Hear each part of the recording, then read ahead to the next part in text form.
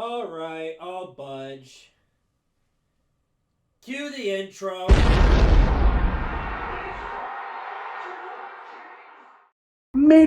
Day.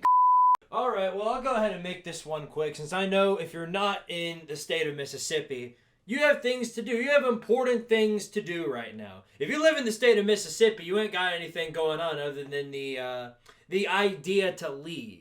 The state of Mississippi is for people who are too dumb to live in the state of Arkansas, and the state of Arkansas is where people reside who are too dumb to live anywhere else. I literally cannot name one thing good that ever came out of the state of Mississippi. It's literally just there. It just exists. What does it do? It does absolutely nothing.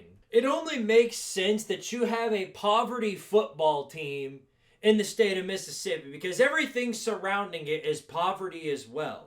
The roads are poverty. Try driving through Mississippi. It's the worst feeling imaginable. You can't go through one section of a road without there being 15 potholes there. The state in itself is literally just a bridge for people trying to get to another state. Oh, you're coming down from the north to get to Louisiana? Well, you gotta go through this shithole first. Oh, and don't even let me get on the stupid-ass cowbell. Ding-a-ling-a-ling-a-ling-a-ling. I got something you can ding-a-ling-a-ling-a-ling. I got something for you to ding-a-ling. It's hilarious to me watching Mississippi State go around to each and every team that they play to get their ass beat. It's like they're on an ass-whooping world tour.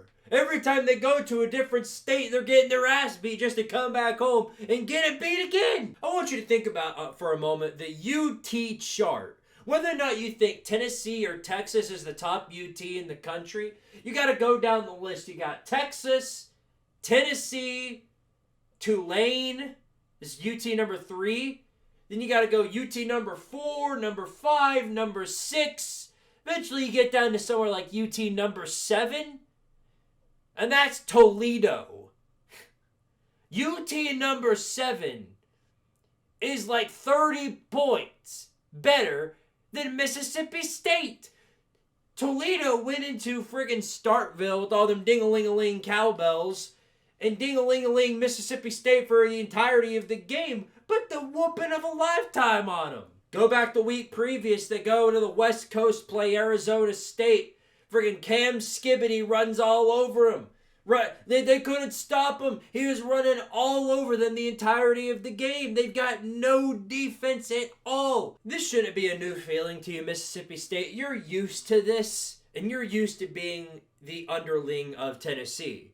In fact, the last time you came to Knoxville, remember that? The last time you came to Knoxville, 2019, Tennessee just got through losing to teams like Georgia State and BYU. They were 1-4, and then they beat the ever-living hell out of y'all. How's the team that's going to look? Jeremy Pruitt, as bad as he was for Tennessee, finished his career undefeated versus Mississippi State. That's why this week's so boring. All of you have come to the realization you won't be winning this game. You know it. You know you won't be winning this game. The most enthusiastic Mississippi State fan that I've seen has said that they are going to lose this game by 10 points. What? Is that really? That's the most positive Mississippi State can be?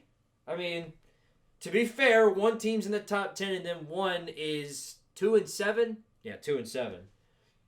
We still got another quarter of the season to go, and y'all have already eliminated yourself from bowl eligibility. Last year, we had our homecoming set for UConn. A terrible UConn team that I think only won one game that year. This year, we got Mississippi State. To be honest, I would say both of those two teams right there are basically the same team. There's only a handful of teams right now in college football that Mississippi State fans would be glad not to be. I mean, Kent State, Florida State, Kennesaw State, all these state teams suck. All these state teams friggin' suck. Reality of the situation is here at Mississippi State is that you're a stepping stone. You're the appetizer before the main course in Athens the following week from now. You're the Bob Kessling retirement party. We got all the Summit Blues coming out for homecoming. We've got every gimmick coming in the book because we know that whichever new thing that we've got whipped up in terms of uniforms, we're going to win with it. We're about to be 1-0 with the new Summit Blue accessory, so thank you for that. The only thing State fans really have going for them is that they almost made the Texas A&M and Georgia games one-score games. Congratulations! Give yourself a big old pat on the back, why don't you? It's very important. Look, I'm not going to drag this out for any longer than it needs to be. You get the basic premise. You don't stand a chance in this game. You know it. I know it.